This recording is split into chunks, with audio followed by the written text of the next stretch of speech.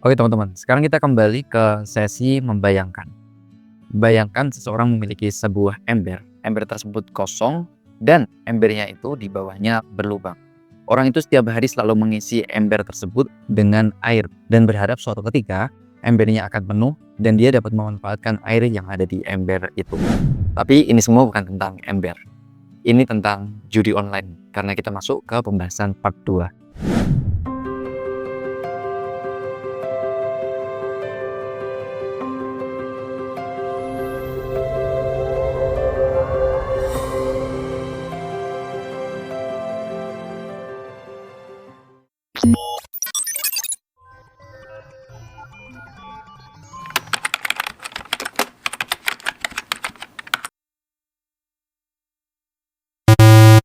Seseorang yang mengisi ember bocor tadi sama ibaratnya dengan dia atau seseorang lagi yang memainkan judi online.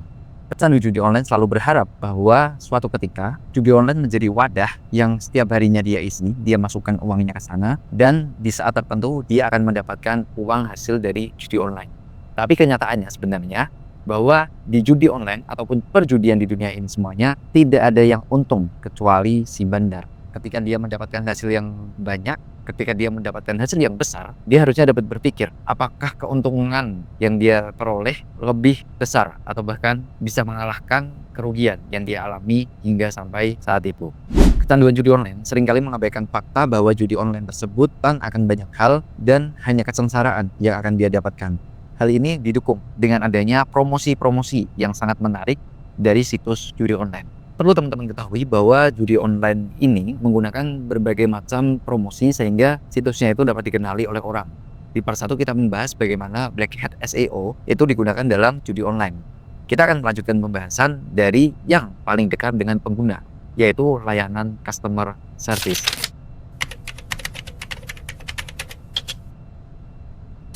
Judi online memainkan beberapa platform atau memainkan beberapa metode dalam memberikan layanan customer service kepada pelanggannya. Kurang lebih ada 3 atau minimal sekali ada 3 metode yang dia gunakan. Yang pertama adalah dengan langsung memberikan papan pesan untuk customer service di platform judi online-nya sendiri. Tapi metode ini jarang digunakan saat ini karena justru memperlambat dari situs judi tersebut. Kemudian metode yang kedua adalah dia memanfaatkan media sosial seperti Facebook, Instagram, WhatsApp, email, nomor telepon untuk membuka layanan customer service kepada pelanggannya. Tapi metode ini juga masih jarang digunakan karena si pemilik situs judi online pastinya berpikir dengan cara seperti ini identitasnya mudah terungkap. Oleh karena itu muncullah metode yang ketiga, ada yang namanya layanan pelanggan pihak ketiga. Yang dimaksud layanan pelanggan pihak ketiga adalah situs lain di luar situs judi online yang dimanfaatkan pemilik situs judi online untuk membuka layanan pelanggan pihak ketiga ini. Kemudian dari sini ada hal menarik yang perlu teman-teman ketahui. Dari penelitian sebelumnya yang dari Tsinghua University, dia berhasil menganalisis beberapa situs customer service pihak ketiga ini. Dari 133.874 situs judi ilegal menggunakan 8.387 URL layanan pelanggan yang digunakan. Kemudian 2 URL layanan pelanggan tadi ditemukan memfasilitasi lebih dari 12.000 situs judi ilegal, menunjukkan bahwa situs-situs ini kemungkinan dioperasikan oleh kelompok atau individu yang sama. 10 penyedia layanan pelanggan teratas mencakup 31,1% dari semua situs judi ilegal.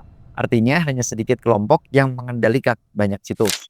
Yang terakhir adalah penyedia layanan yang paling banyak disalahgunakan adalah livechatvalue.com, digunakan oleh lebih dari 34.000 situs judi ilegal. Sepertinya kurang menarik kalau kita hanya membahas bagaimana lingkup global judi online itu berlangsung. Kita sekarang akan lebih spesifik masuk ke studi kasus judi online atau judi ilegal yang ada di Indonesia.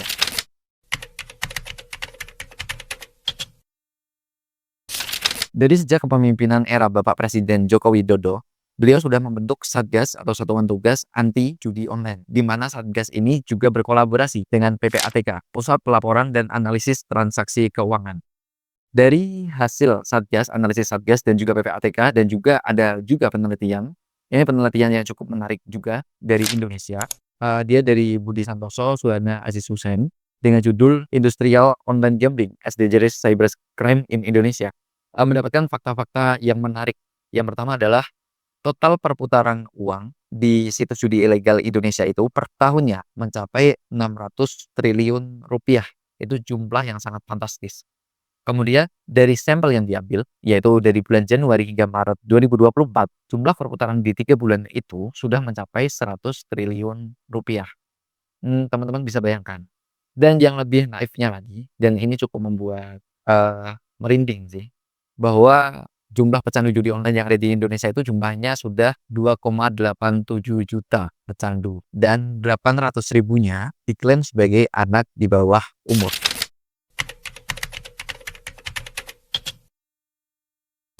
Di Indonesia sendiri, permainan judi online tidak hanya berfokus pada satu platform dan juga satu metode. Ada beberapa jenis layanan judi online yang dimanfaatkan oleh pecandu-pecandu tadi yang ada di Indonesia.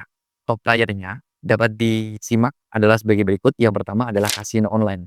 Kemudian kedua adalah baccarat atau tebak kartu mana yang lebih dekat dengan angka 9. Ada roulette, tebak angka tempat bola kecil berdiri roda berputar. Sigbo, menebak total nilai dari 3 dadu yang dilempar. Dragon Tiger, pilih kartu mana yang lebih besar antara dragon atau tiger. Poker online, ya di mana kombinasi 5 kartu tertinggi untuk menang. Domino Piu Piu, menggunakan kartu domino untuk mencapai nilai tertinggi yaitu 9. Dan ini agak booming juga dan pastinya teman-teman sudah tahu yaitu sportbook namanya, atau istilah gaulnya sih parlay, yaitu pasang taruhan pada hasil pertandingan olahraga, entah bola, voli, atau bola basket dan sebagainya. Kemudian ada capsa ya, capsa susun, di mana susun kartu dalam 3 tingkat untuk mendapatkan kombinasi terbaik, dan blackjack untuk mendapatkan total nilai 21 dari kartu remi tanpa melebihi angka tersebut. Tidak akan ada habisnya membicarakan judi online yang ada di Indonesia ini. Dan semoga sih saya berharapnya segera habis. Tapi di balik boomingnya judi online ini, lagi-lagi kita perlu membahas yang namanya sistem promosi yang ada di judi online. Kita lebih spesifikkan lagi kali ini sistem promosi judi online yang ada di Indonesia. Kita lebih spesifikkan lagi di Indonesia di situs pemerintahan atau yang bisa kita lihat dari penggunaan domain go.id.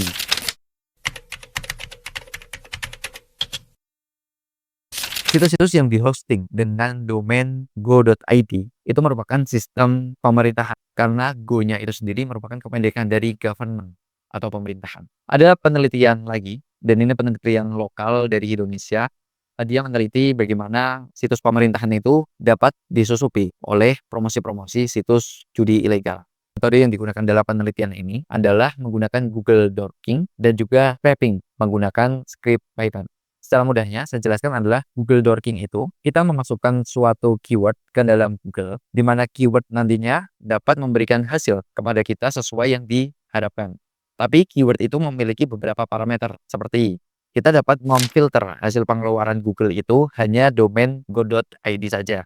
Kemudian kita juga dapat menerapkan filter lagi, di mana website yang memiliki script HTML beberapa kata-kata yang menyinggung dengan judi online. Contohnya adalah slot, gacor, Zeus, judol, dan sebagainya. Nah, dari hasil scraping menggunakan Google Dorking tadi, didapatkan list domain-domain website yang diindikasikan tersisipi atau tersusupi oleh situs promosi judi online. Tidak sampai di situ, agar hasilnya valid, penelitian dilanjutkan dengan menjalankan script Python agar hasilnya itu valid dan ada beberapa parameter yang digunakan. Dan perlu teman-teman ketahui, hasilnya juga bombastis. Dari 183.000 lebih situs yang diteliti, 1.482 situs ditemukan mengandung kata kunci seperti slot, judi, gacor, atau togel. Namun, keberadaan kata kunci ini belum tentu menunjukkan bahwa situs tersebut benar-benar terinfeksi, karena perlu yang namanya validasi seperti yang sudah dijelaskan. Dan setelah menerapkan algoritma Python, 970 situs dikategorikan sebagai positif atau valid, termasuk 12 false positif.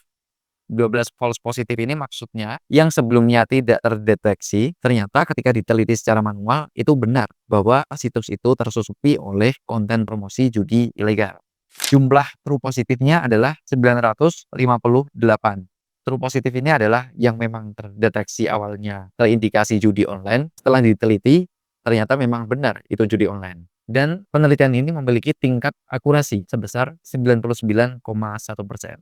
Oke, Kita sudah cukup mengulik fakta-fakta tentang promosi, tentang judi online yang ada di global, tentang judi online yang ada di Indonesia. Tidak perlu saya jelaskan panjang lebar, saya sih punya insting, nanti pasti bakal ada kasus-kasus lagi. Walaupun sembari berdoa, semoga judi ilegal ini juga hilang dari Indonesia. Amin.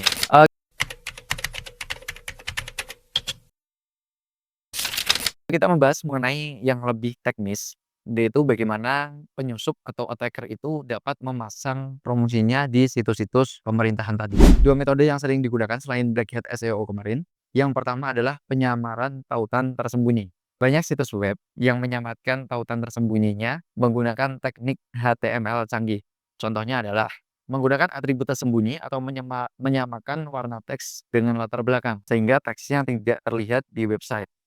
Kemudian membuat subdomain baru seperti slot777.sumbawabaratcup.co.id, kemudian rtpslot.pasungaliat.co.id dan lain-lain untuk menghindari pemblokiran pemerintah. Karena pemerintah mungkin filternya hanya .co.id saja. Kemudian yang kedua adalah hubungan antar domain.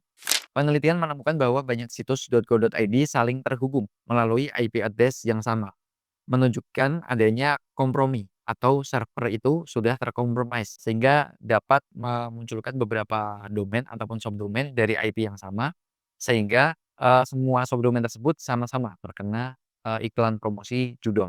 Itu tadi kan merupakan tekniknya untuk menyembunyikan beberapa situs promosi. Dan sebelum menyembunyikan itu pastinya attacker itu harus masuk ke dalam sistem dari aplikasi .go.id tadi.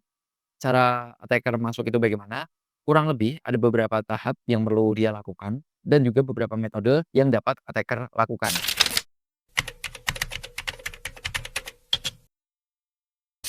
Untuk mengakses ke situs, attacker dapat memanfaatkan adanya eksploitasi kerentanan CMS atau Content Management System.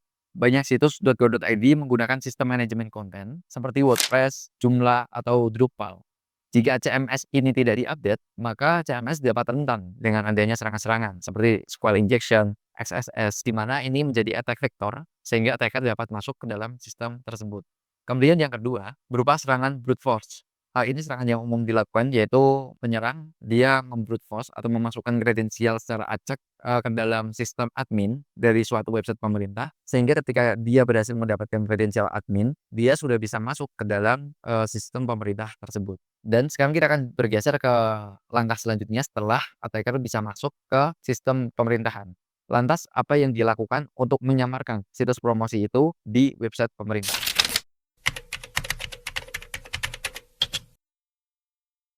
Pertama, adalah menggunakan HTML tersembunyi. Penyerang menyisipkan tautan judi online menggunakan tag HTML dengan atribut hidden atau display none. Nah, dengan atribut hidden atau display none ini, tautan tidak akan terlihat oleh pengunjung biasa, tetapi tetap dapat dideteksi oleh mesin pencari. Kemudian yang kedua adalah menyamakan warna teks pada link judul dengan warna background website, sehingga pengguna itu melihat itu hanya background kosong, tidak ada tulisan apapun. Padahal sebenarnya di background itu tersemat link-link promosi judi online. Kemudian yang ketiga adalah menyematkan tautan dalam gambar atau video. Ini yang dimana situs judi online banyak masuk ke aplikasi bajakan, ke foto, video yang kurang senonoh. Karena beberapa orang atau mungkin banyak orang itu selalu tergoda untuk melihat foto atau video yang membuat dia itu happy atau gembira atau video itu clickbait. Sehingga ketika dia mengklik foto itu, sistem itu secara tidak langsung itu bekerja 2 kali, yaitu membuka foto tersebut dan juga memuat link yang disematkan dalam foto tersebut. Sehingga ketika pengguna klik cukup 1 kali, ada 2 proses yang bisa berjalan secara bersamaan. Dan disitulah situs judul memanfaatkan platformnya sebagai promosi. Selanjutnya adalah pembuatan subdomain palsu. Penyerang seringkali membuat subdomain baru di bawah domain .co.id untuk menyembunyikan aktivitas ilegal mereka. Nama rentanannya adalah subdomain takeover. Ada slot777, RTP slot, slot pulsa, dan lain-lain. Kemudian black hat SEO. Kemarin di part 1 sudah dibahas, teman-teman bisa kembali melihat di part 1. Kemudian ada penyalahgunaan API atau pihak ketiga. Beberapa situs .co.id menggunakan layanan pihak ketiga, seperti widget atau plugin, untuk meningkatkan fungsionalitas. Penyerang dapat memanfaatkan ini dengan menyusupi layanan pihak ketiga yang terhubung ke situs .co.id dan menyisipkan tautan judi melalui API atau integrasi lainnya.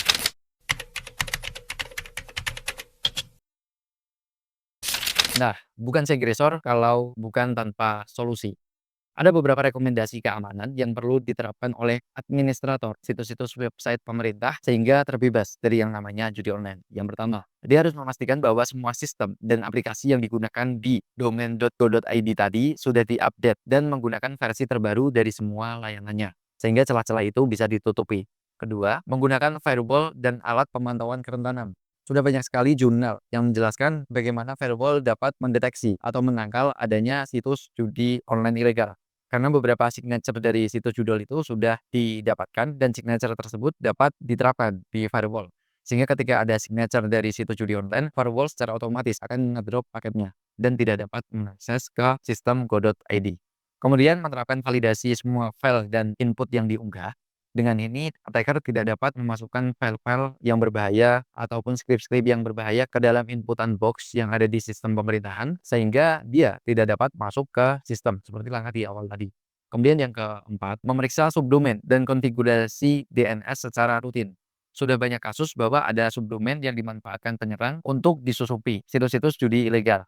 Dengan kita menerapkan monitoring subdomain secara rutin, kita mengetahui subdomain mana yang memang valid kita pakai dan subdomain mana yang kita ragu, apakah kita yang pakai atau pihak luar yang pakai.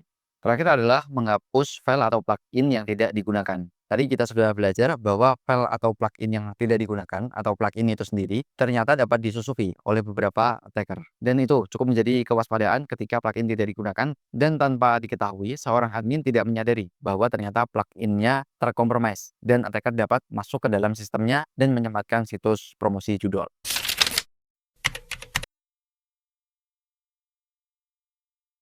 Part 1 sudah terlewati, part 2 juga kita sudah selesaikan kali ini. Situs judi ilegal masih terus berkeliaran di Indonesia. Tugas kita saat ini adalah minimal meningkatkan kesadaran diri untuk tidak terjerumus ke dalam judi ilegal dan lebih baiknya bersama-sama memberikan wawasan kepada dunia luar, menyebarluaskan bahwa judi online itu atau judi ilegal dan judi apapun tidak ada gunanya.